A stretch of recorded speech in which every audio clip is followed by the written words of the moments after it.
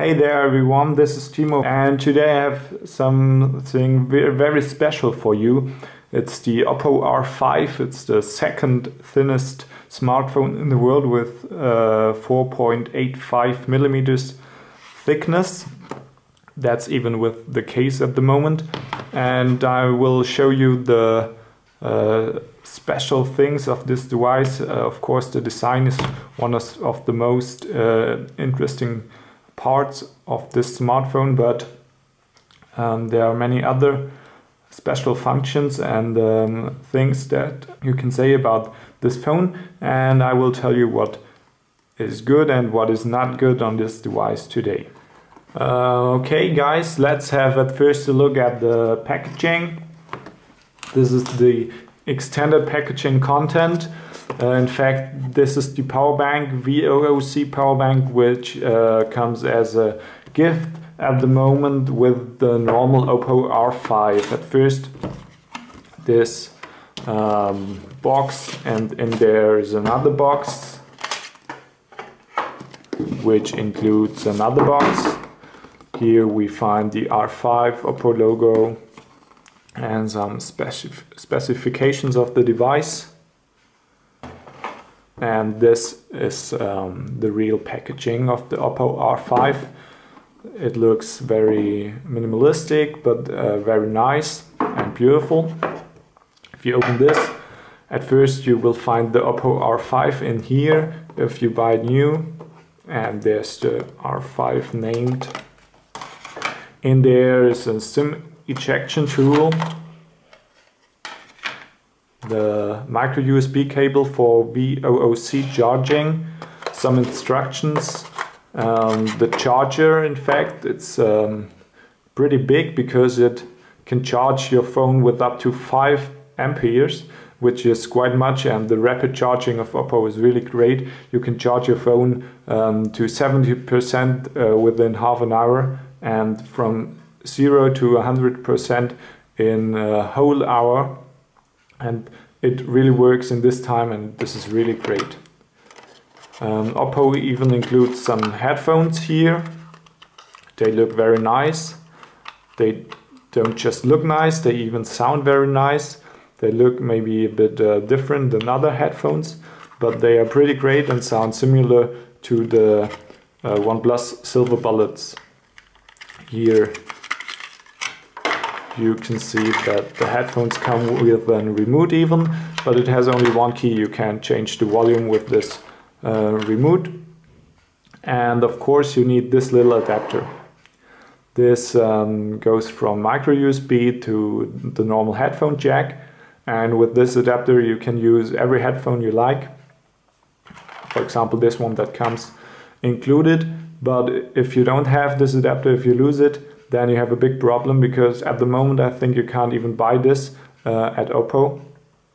And you need this if you want to listen to music via headphones or use your phone in your car, for example.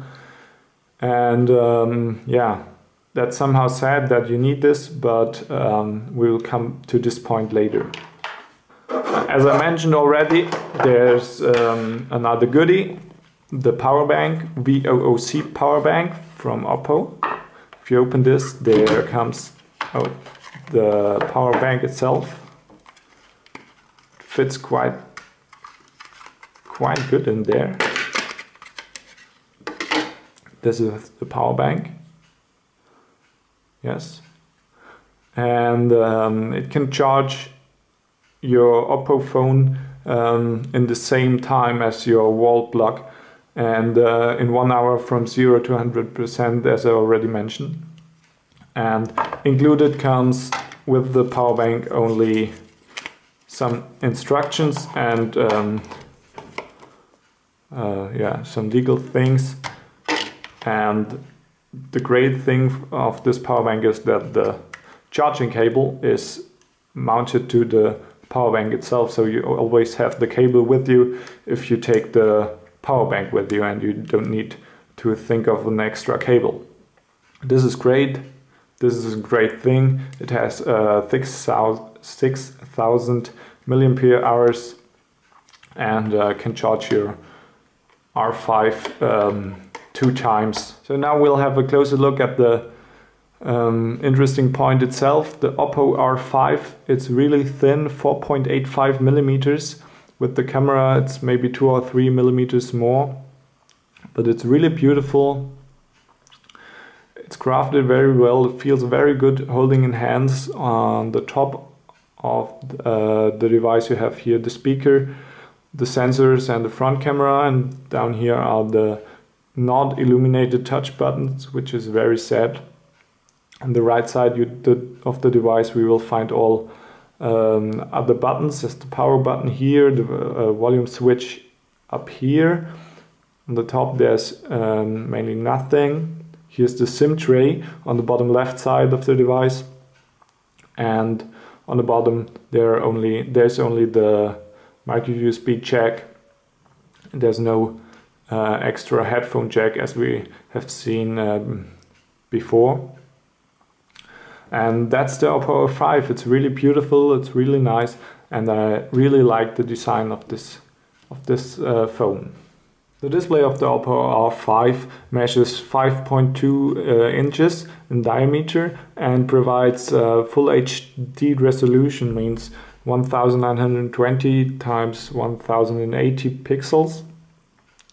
And it's based on the Super AMOLED technique, as we know it from the Umi Zero or several Samsung devices.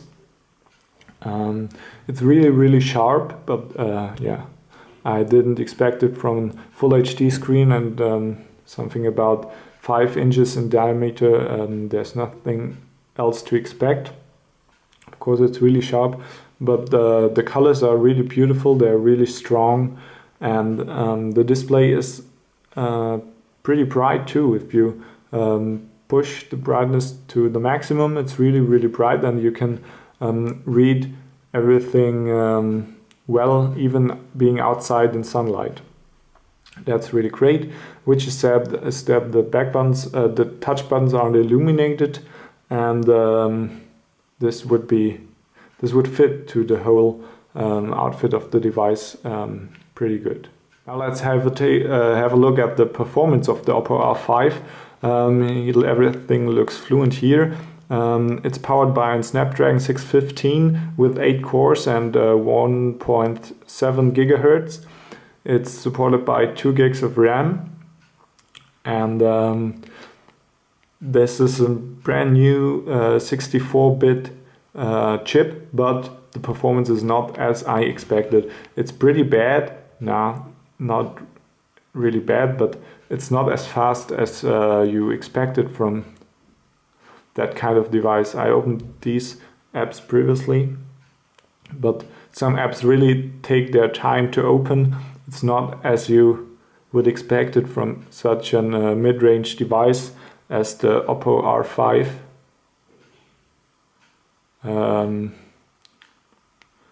I would have thought the performance is much better.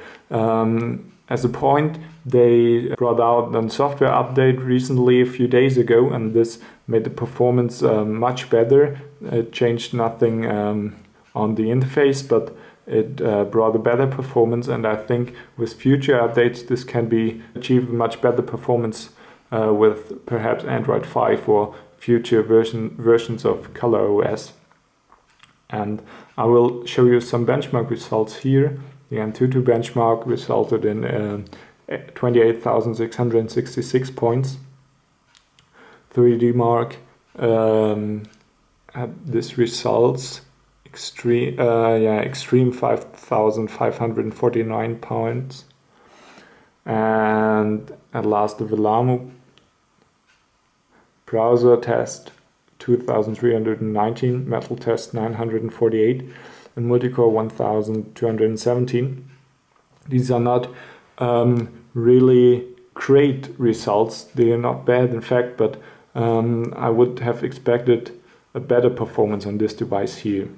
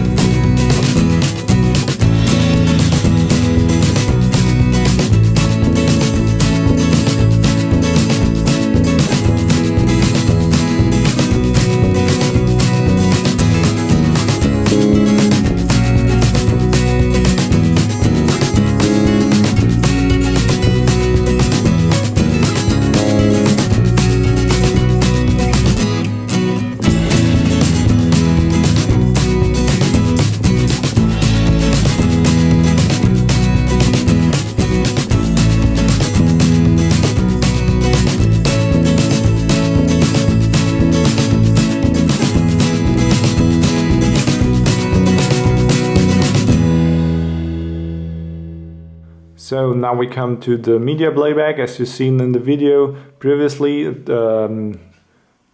can play YouTube videos with HD very good. It's fluent, there's no lags or something.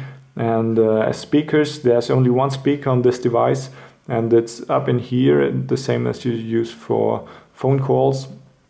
And I will play you some music with this speaker.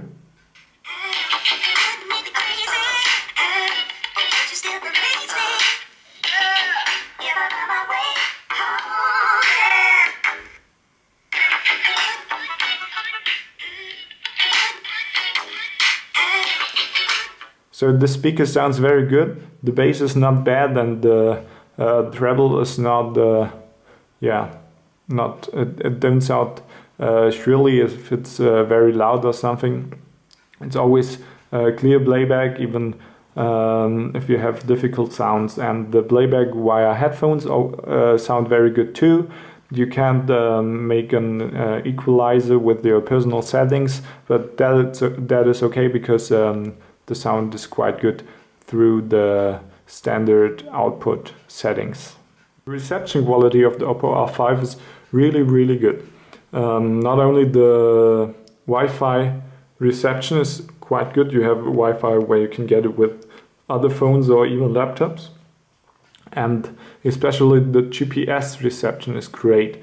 Qualcomm made a really good thing with the new Snapdragon 615.